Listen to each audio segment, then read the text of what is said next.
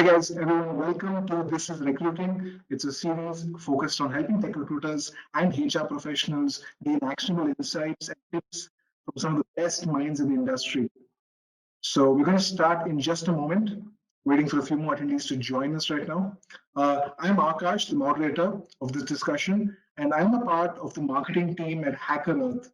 And I'm sitting out of Bangalore today, and we can see a lot of attendees moving in. So for today's session, we've got two professionals who will be talking to us about how you can start hiring based on skills rather than resumes. First up is Sachin Gupta, the founder and CEO of HackerEarth, who will be conducting this interview. Sachin, can you please tell us a little bit about yourself and HackerEarth?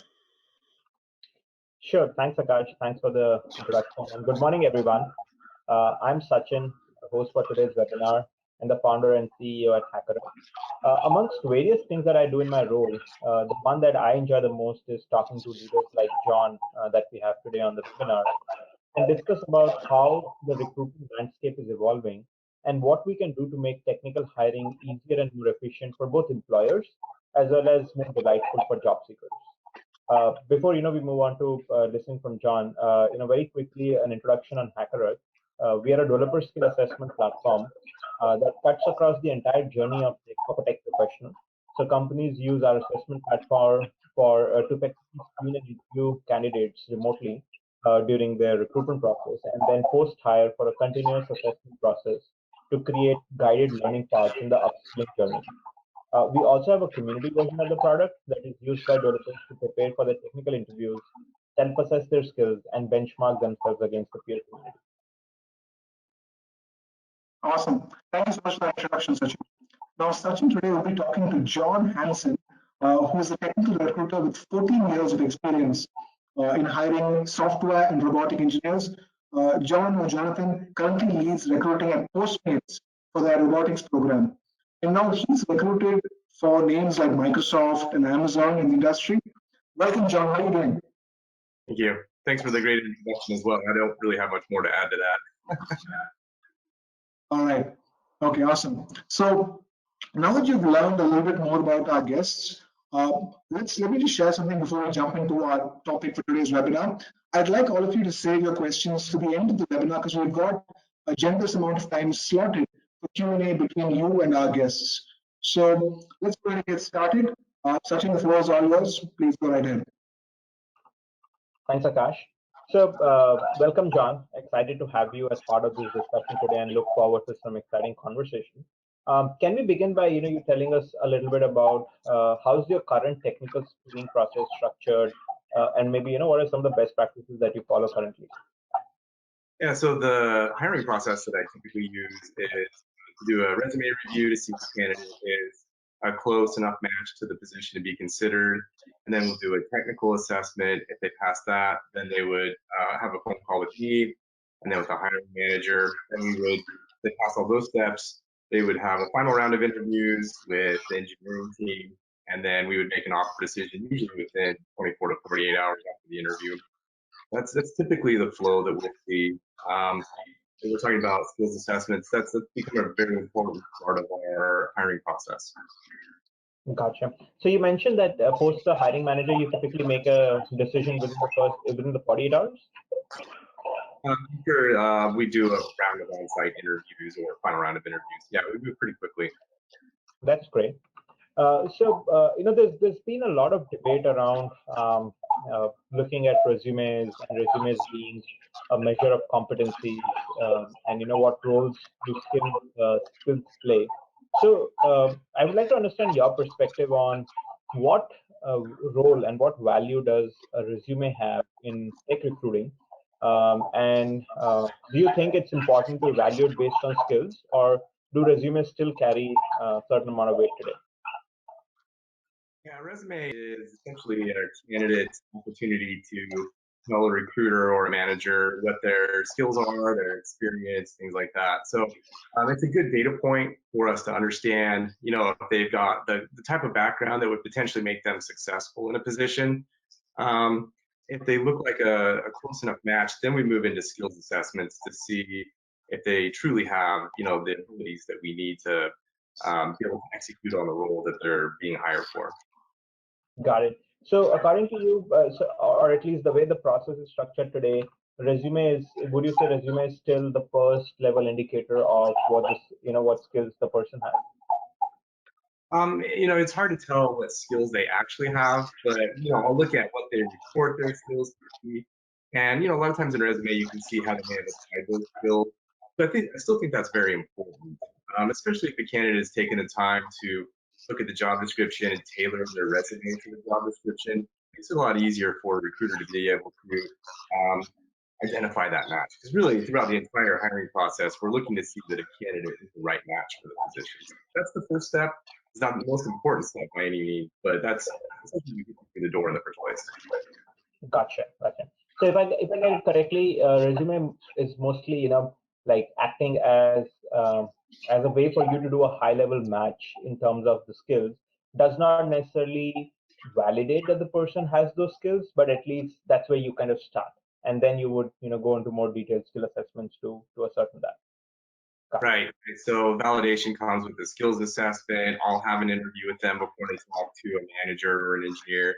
We just want to make sure that they are a viable candidate. And by pairing those to a resume and a skills assessment, we get a much better picture of how close of a match someone is. Got it. So just asking based on what you've seen in the past, have there been instances where you've seen candidates who did a very poor job of probably writing out the resume, but turned out pretty well when they went further ahead in the interview process?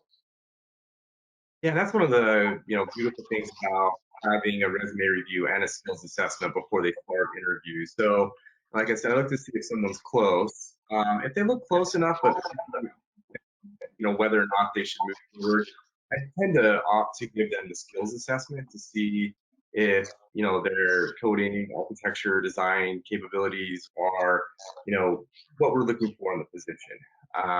We can fill in the rest of the gaps throughout the interview process, but once we start into the coding interviews, for instance, that carries far more weight than work experience, education, anything like that you might find on the resume. Got it. And one aspect is obviously looking, and I know I'm talking a lot about resumes because that's something that we internally, given the product that we have, the stage at which we operate, we think about it a lot all the time. So one of the key indicators, at least traditionally, in resumes have been the school and the previous organizations that they've worked at.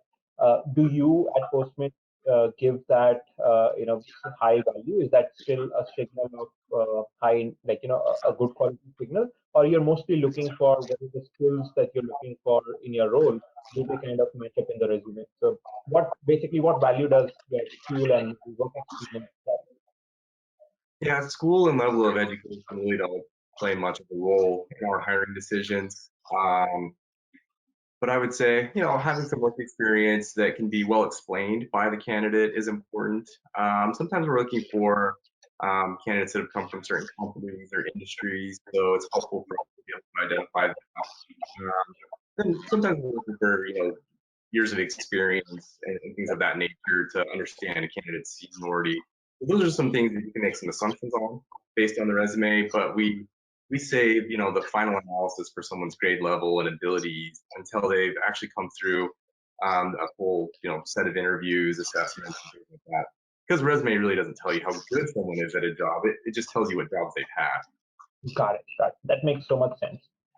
So for our fellow recruiters who are listening today, are there any creative techniques that you've used over the years while screening candidates? Are there specific signals that you look for, or maybe specific points that you talk about when you're talking to such candidates? Yeah, it's interesting.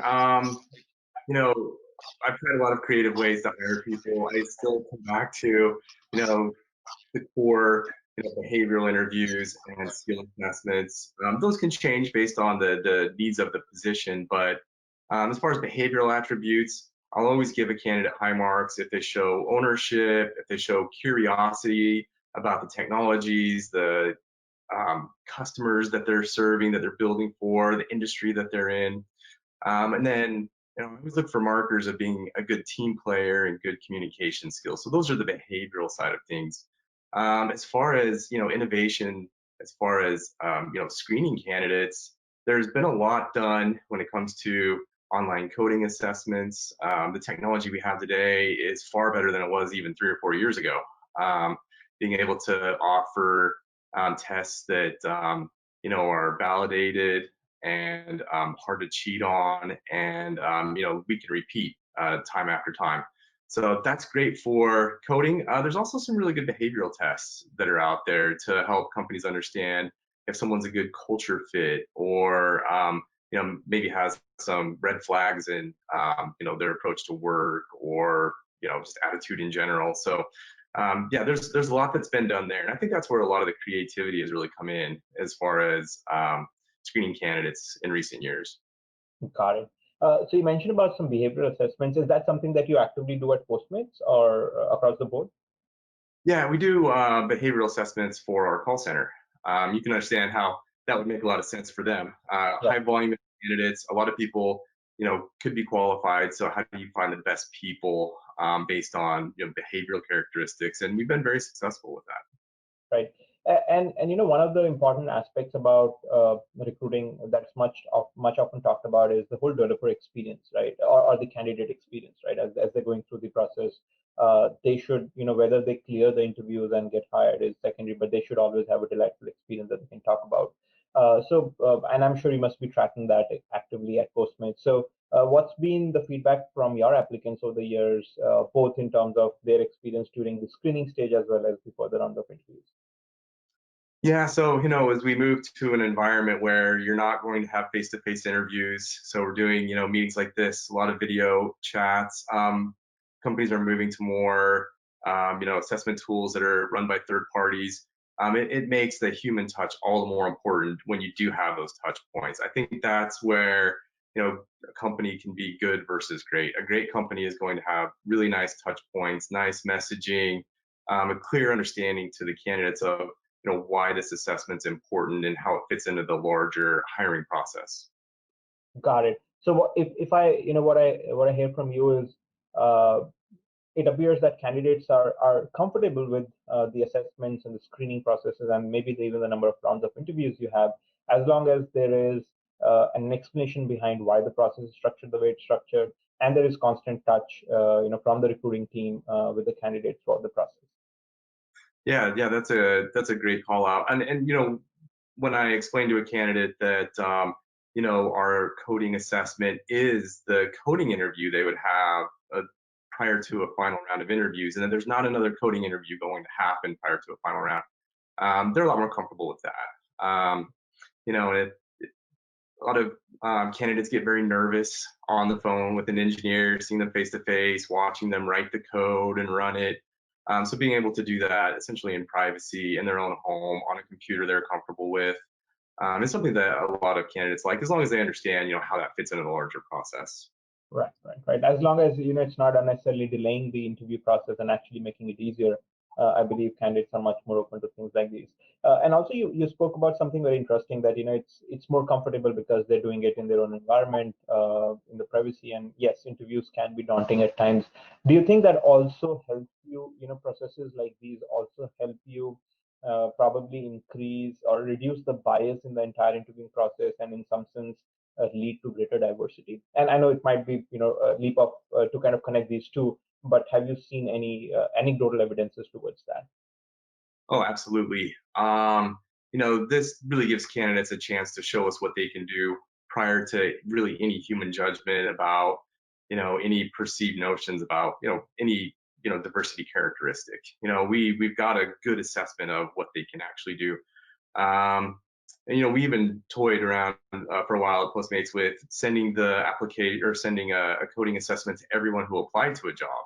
And that brought a lot of interesting candidates into our pipeline that we frankly would have looked past were we just to use resume review as a first step. So it really opened my eyes to broadening who I'm looking for and who I'm willing to evaluate, because we did get some fantastic evaluations from people with very little experience, or were coming in from industries that we typically wouldn't assume would be a match. And you still do that as a process? Like, do you send out assessments to everyone, or there are certain roles where you would do a resume screening first and then do assessment? We do a fairly loose resume screening.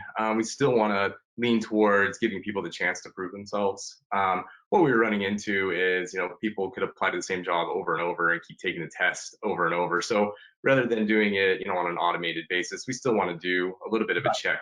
Sure. No, but as a thought, it makes so much sense that it levels the playing field, and some of the biases that may exist very subtly. Obviously over the years, if you're used to screening based on a certain way, no matter how conscious you are, sometimes you may miss out somebody just because humans tend to make mistakes. But something which is more objective in that sense definitely makes it better for the candidate. Yeah, and I also don't want to waste someone's time too. If they're using languages and technologies that are very different from what we're using, it may not be worth their time to take Right. the test. They may pass it because they'll be, disqualified in the next round. So a little bit of, managing their time and ours, I think, it's just part of good customer or candidate experience. Makes so much sense. So while we're on topic of bias and gender and diversity, do you still kind of segueing into the whole much debated topic about diversity? And I would for a moment focus a little bit on gender diversity. So do you think there is still a very obvious gender gap when it comes to tech recruiting, or have you seen things improve over the last few years? Yeah, I think, if you look at the difference between intent and outcome, all of the companies I've worked for have been very intent on hiring as many female technologists, specifically software engineers, as possible. Where that runs into a challenge is there are only 25% of the roles in technology are filled by females, and only 15% of software developers are females in the United States. So there's very small pools to draw from. So, companies have goals for a lot of diversity hiring. Recruiters are certainly mindful of it. Our hiring managers are asking for it. So the challenge is, how do you pull from this very small pool of candidates, and essentially make the hires you need to build out diverse teams. Right. So do you believe in carrying, and this may be at Postmates or otherwise your own personal opinion, do you believe in having goals for diversity hiring, or it should be on a best cases? Like you said, the whole talent pool itself, you're saying 15% engineers are females in the US, and if someone has a goal of having 50% engineers as females, that's a very, very difficult goal to achieve. So do you believe in a goal-based diversity hiring, or do you have another philosophy on that? Well, the goals I would set for myself would be to have a pipeline of candidates that's diverse that we can then bring into the process, and essentially allow the hiring manager to make the decision for who's the right person to hire for their team.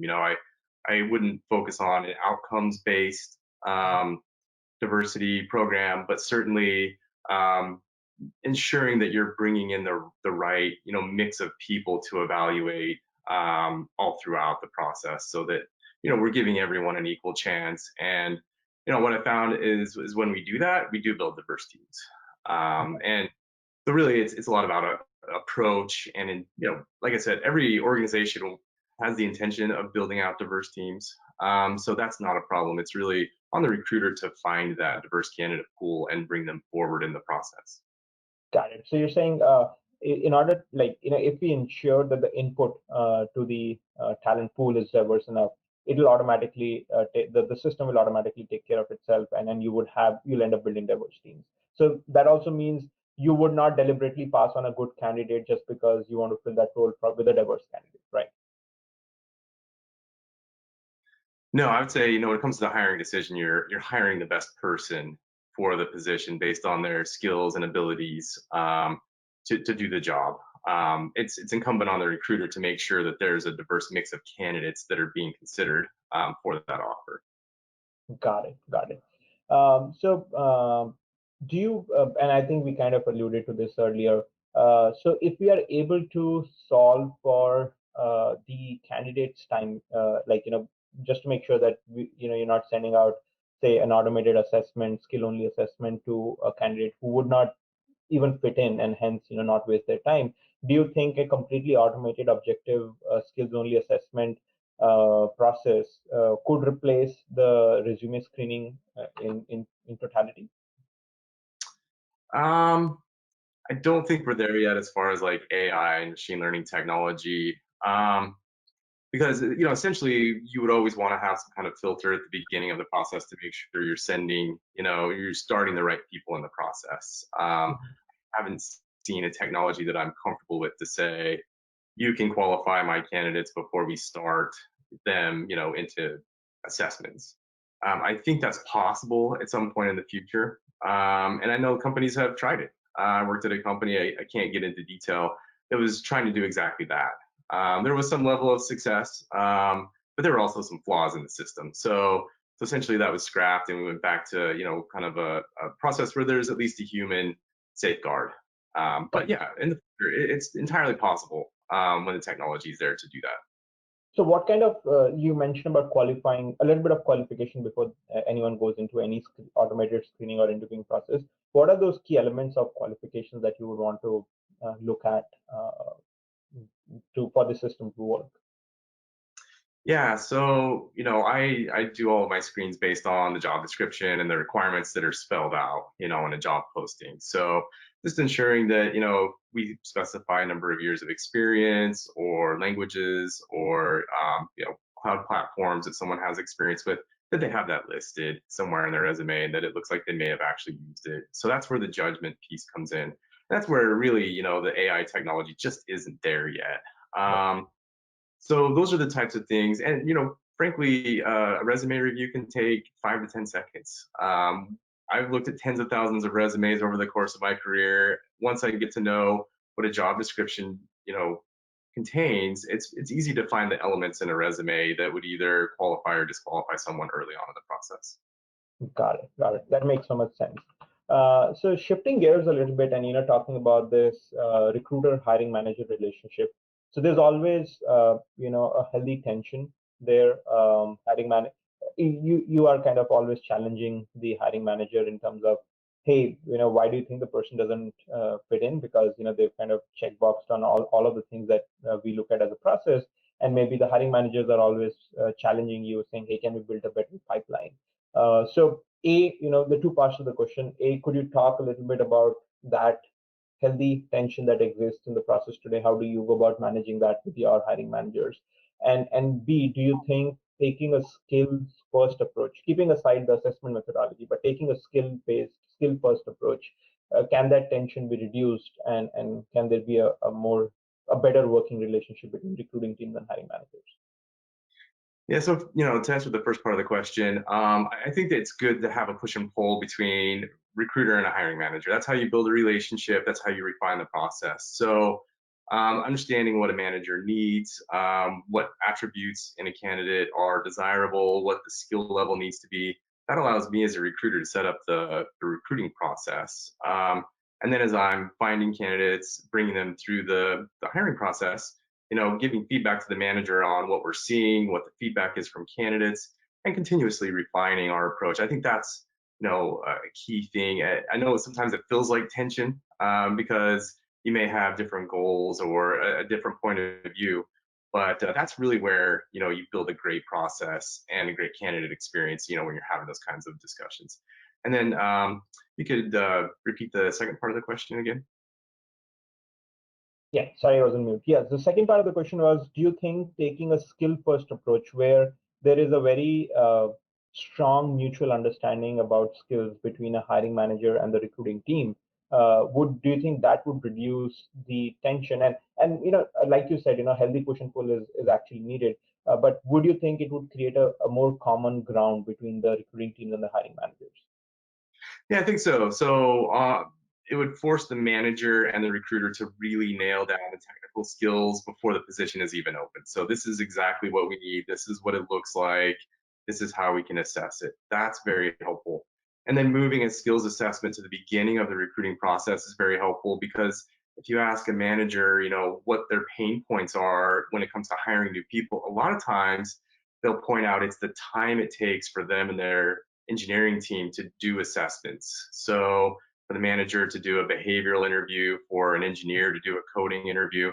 So if we can push that skills assessment to the very beginning of the process, we see fewer candidates, but we'll see more qualified candidates, so that each interaction is of greater value to the hiring team.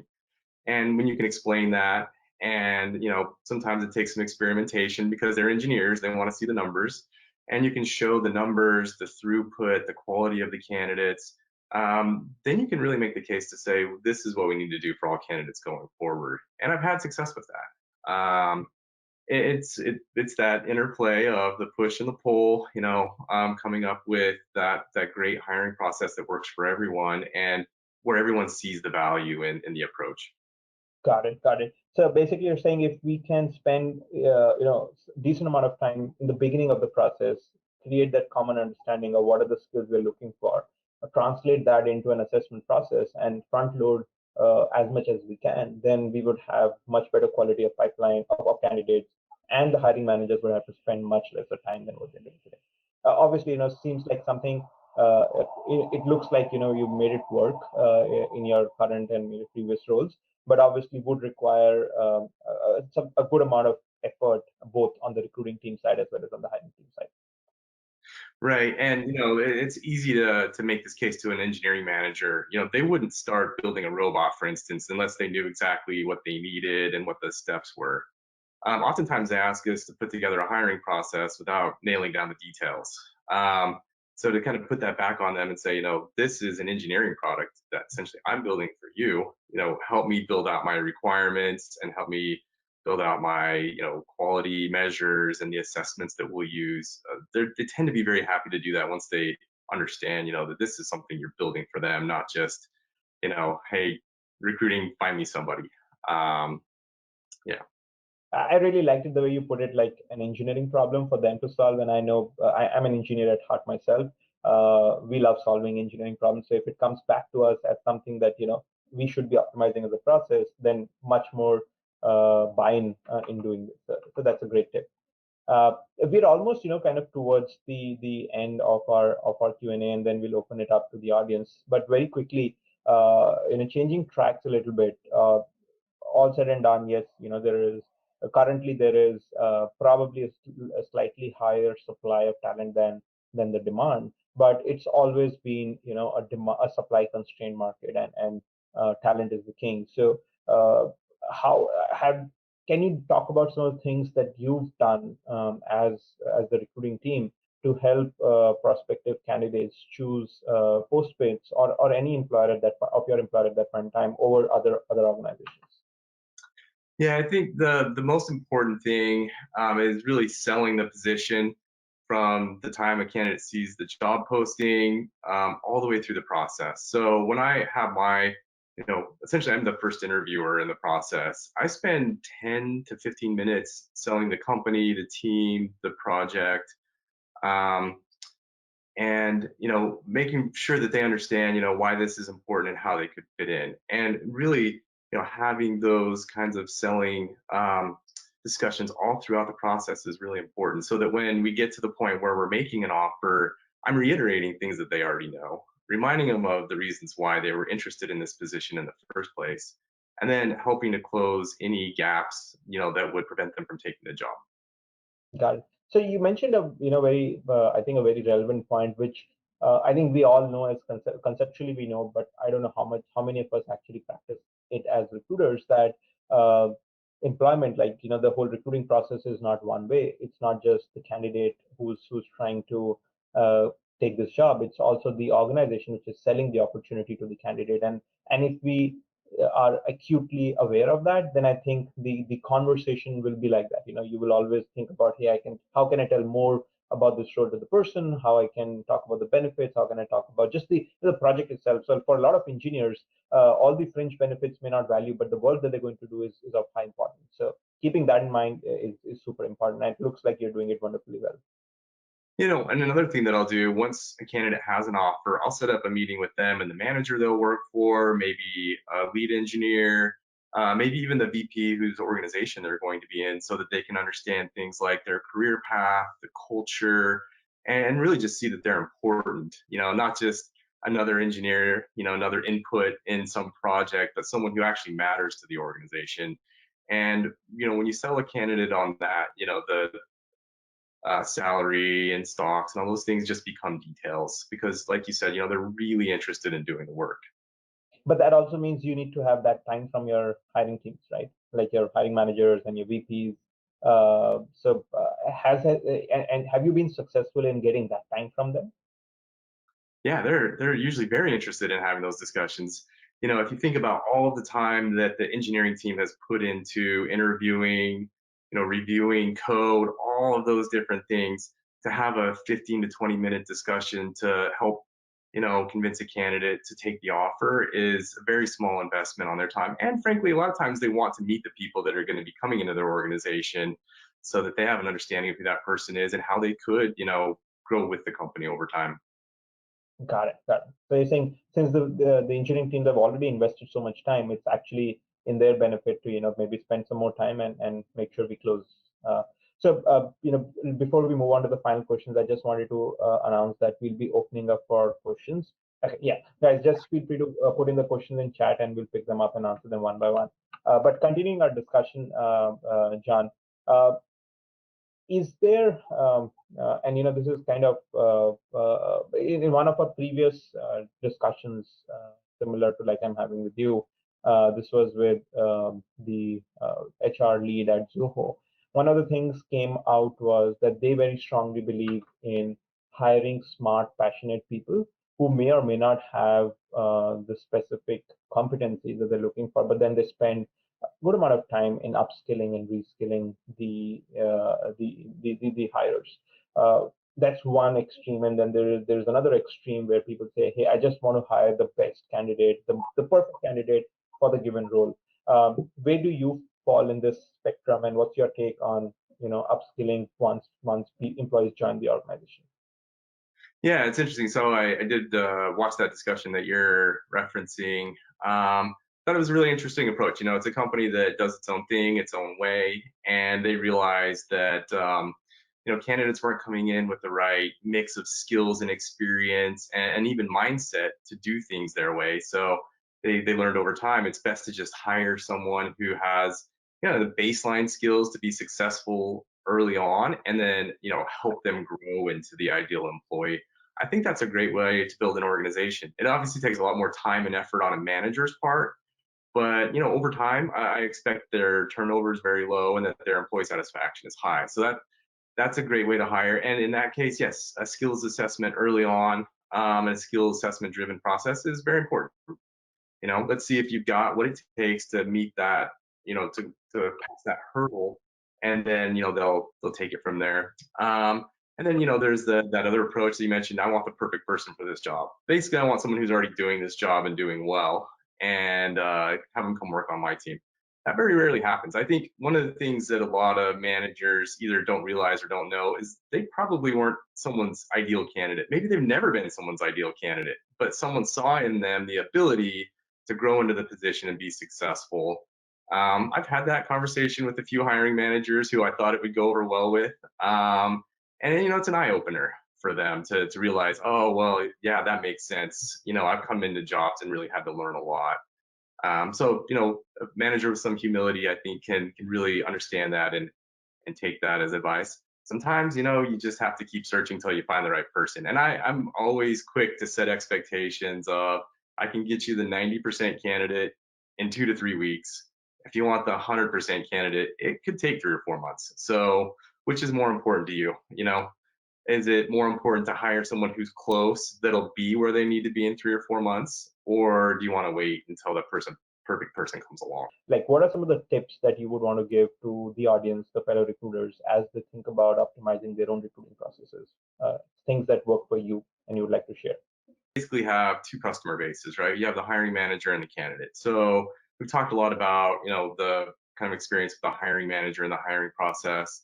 It's also very important to, ask candidates questions about, why they chose to, apply to your position, why they responded to your email, and start building a hiring process around what interests them. So how do I start working that into my pitch on the call? How do I work that into my emails? And report that back to the manager and say, this is why people are interested in your position. How do we build on that? I think that's really important. And then also just being, on the hiring manager side, being very mindful of the feedback that they're giving you. A lot of times no feedback is bad feedback. So if you're not hearing anything, start asking questions.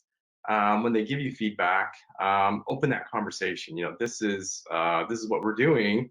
What would you like to see done, or here are some recommendations, and continue to iterate that way.